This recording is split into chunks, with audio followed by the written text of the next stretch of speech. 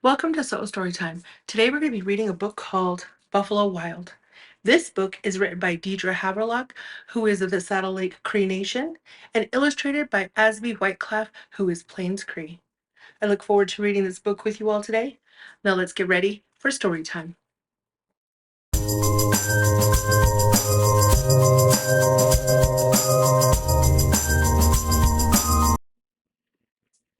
Buffalo Wild.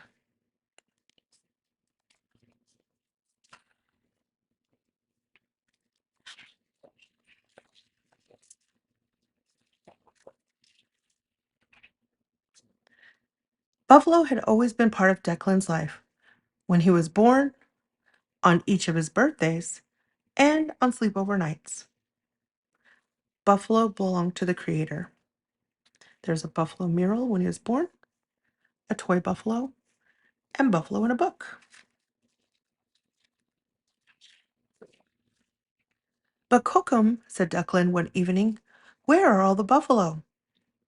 She said, "A long time ago, our friends the buffalo once made this land their home," said Kokum.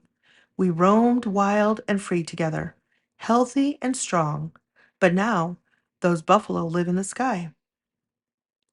Our world will tremble one. Our world will tremble when those buffalo finally draw near, ready to come home." "Wow," said Declan. That night, Kokum's mysterious words followed Declan to bed. "I wish those buffalo would draw near and come home," said Declan. "We belong together." Outside, the streetlights trembled. Inside, Declan's ceiling began to vibrate. Could it be? Across from Kokum's home, the prairie park stood empty. But in the sky, wonder what's happening in the sky. Yes, the buffalo were there, stampeding across a shimmering field that lay next to the moon, heading for home. Except a gate of stars held them back. Declan's heart sank. The buffalo couldn't come home. Not unless. Unless what?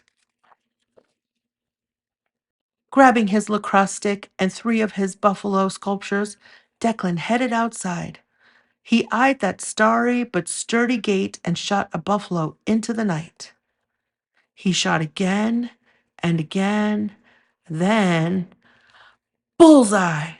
The gate swung open. Good job, Declan. Millions of buffalo were freed. "Yes, yes, come home, come," shouted Declan, going absolutely buffalo wild.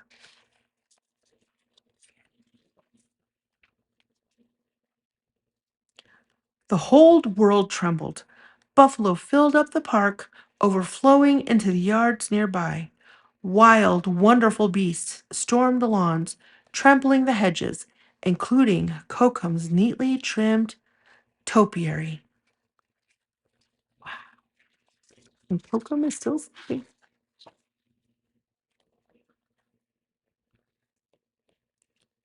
Wild, wonderful beasts stormed the gardens, mashing the flowers, including Kokum's prized chocolate sunflowers.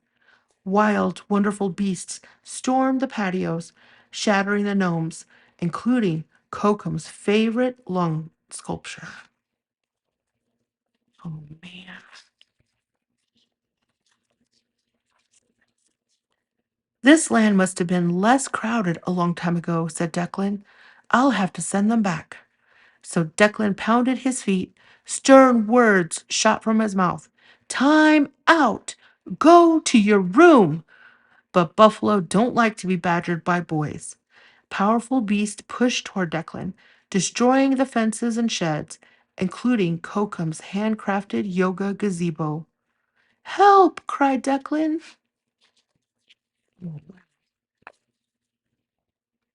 But Kokum didn't hear. Just then, Declan remembered Kokum's words. Buffalo belonged to the Creator.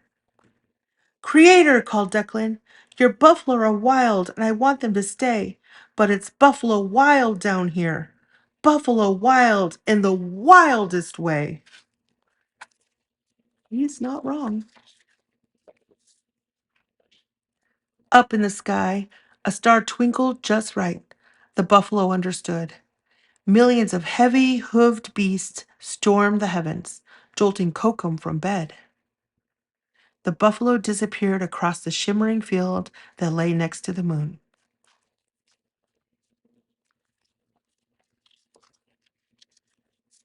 Without the buffalo, the prairie didn't seem nearly as wild.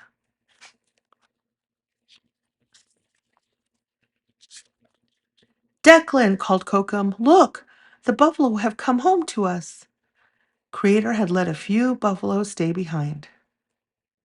And of course, Declan went wild.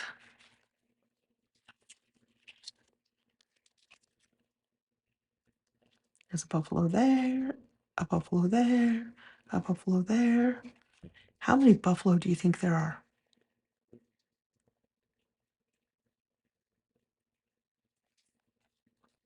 A lot. The end.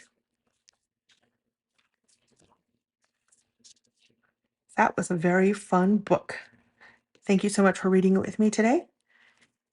Please like and subscribe so you know when I'm going to read my next story. Thank you so much. Have a great day.